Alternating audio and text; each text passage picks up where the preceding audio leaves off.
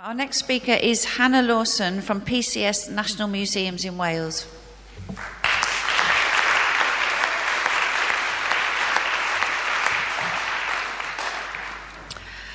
Hi everyone. I know that some of you are familiar with our dispute from the National Museums of Wales.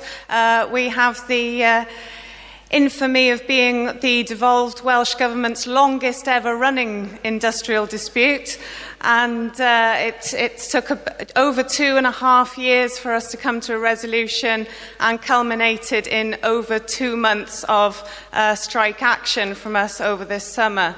So it's been quite an intense experience for our branch, I think it's fair to say. I don't want to bore a lot of you going into the details of this dispute, because I know that a lot of you have been very, very supportive and have followed this dispute intensely, and I'd like to again thank everyone who sent us messages of solidarity, made contributions, spread our message in the media. You know, it's that kind of solidarity and unity that allowed us to get the result and get a great result for our members that meant we could go back to work with our heads held high and it be in a stronger position with the upcoming cuts that we're facing now. The other thing that I wanted to talk about, particularly since we're talking about fighting unions in the era of Corbyn, is Jeremy Corbyn and John McDonnell's place in our campaign. We found fairly early in our campaign we did get support from Jeremy Corbyn, we did get support from John McDonnell. This was quite marked from the difference in the support that we got from some of our more local MPs, more local AMs. Many of you will know that Wales is actually the last region of the UK that's been consistently under Labour control. And what we found particularly disappointing until the resolution of our dispute was the fact that a Labour-controlled political system would allow such lack of accountancy, such lack of transparency, and such suppression of workers' rights. We did eventually get a lot of support from the Welsh Assembly Government, but we do feel that it was only really partly due to our own resistance and partly due to the pressure from Jeremy Corbyn and John McDonnell at the higher level that we saw movement and we saw a renegotiation of our position.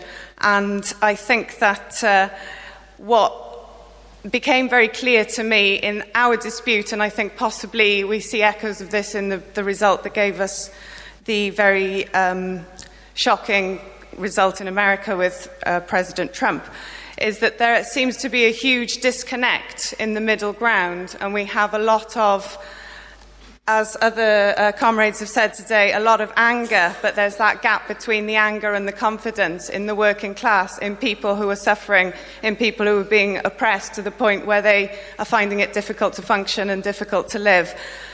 And in this country we have Jeremy and John who are supporting those people, but there is a big, big band in the middle, and we see it in terms of, for example, in our strike, we didn't get any support from The Guardian, from The Independent, from a lot of the, what you might call the middle class parts of the media, and nobody outside Wales was bothered with our dispute, even though it was such a big dispute in our country and had so many political implications, and it seemed to be a case of if we ignore them, then they'll go away. Ian mentioned earlier there's a feeling that you can't do anything about it, that you're powerless, that you're hopeless.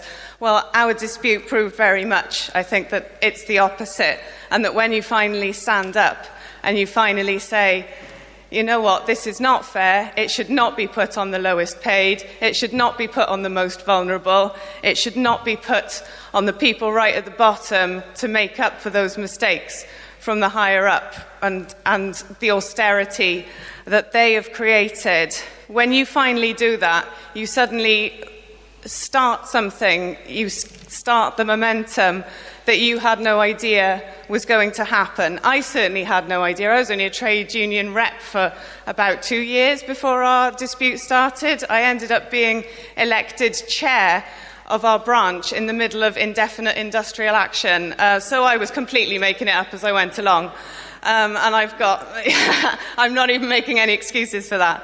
But I did watch a documentary about the punk ethic, and I think that perhaps my misspent youth as a punk and the DIY ethic of making it up as you go along perhaps served me quite well there. So you can, and we're in uncharted territory now. We have no blueprint for this situation that we're in now with the rise of UKIP, with Trump in America. This is a political situation I've never seen in my lifetime, definitely.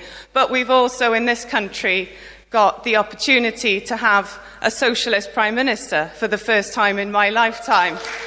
And I am going to do everything that I can to try and ensure that that happens. Jeremy and John McDonnell supported us in our campaign, and when we won our dispute over the summer and the re-election within the Labour Party leadership took place, I was asked if I would speak at a number of events to support Jeremy Corbyn, and of course I was very, very honoured to do that and reciprocate the support that he's shown us during our dispute, because to me, I think that is what our movement is about, is reciprocating report and standing up for each other, uniting and finding what we have in common. And I've been really, really lucky to be at events and speak at events where I've seen just huge enthusiasm, huge hope, huge shift in public consciousness of ordinary people, people who don't necessarily have political backgrounds, who are not necessarily the most informed or politically educated. Another comrade mentioned about the misinformation that we suffer constantly from our mainstream media, and it is very difficult to fight against that. But I think that is one of the biggest challenges that we have.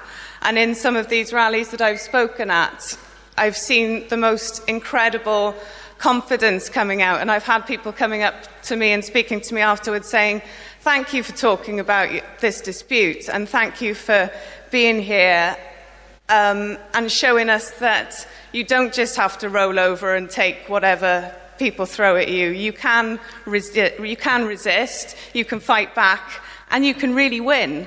And you can show other people what it's like to win. And you can show other people that when your boss turns around to you and says, as my boss said to me before we went out on strike, you're only hurting yourself, Hannah. Well, when we won and we went back and he had to come and shake our hands as the loser in that dispute, I don't think he felt quite the same way.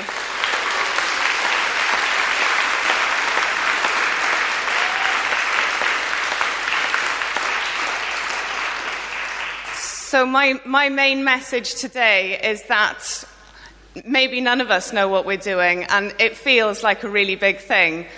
But if we are true to our principles and we're true to equality and justice, and we meet all the situations, including these horrible, horrible resurgences of racism and right-wing values that we're seeing, if we meet those calmly and with education and with constructive debate, I think there are a lot of people whose anger we can turn into confidence and we can turn into something progressive, and I really hope that we can all be part of that.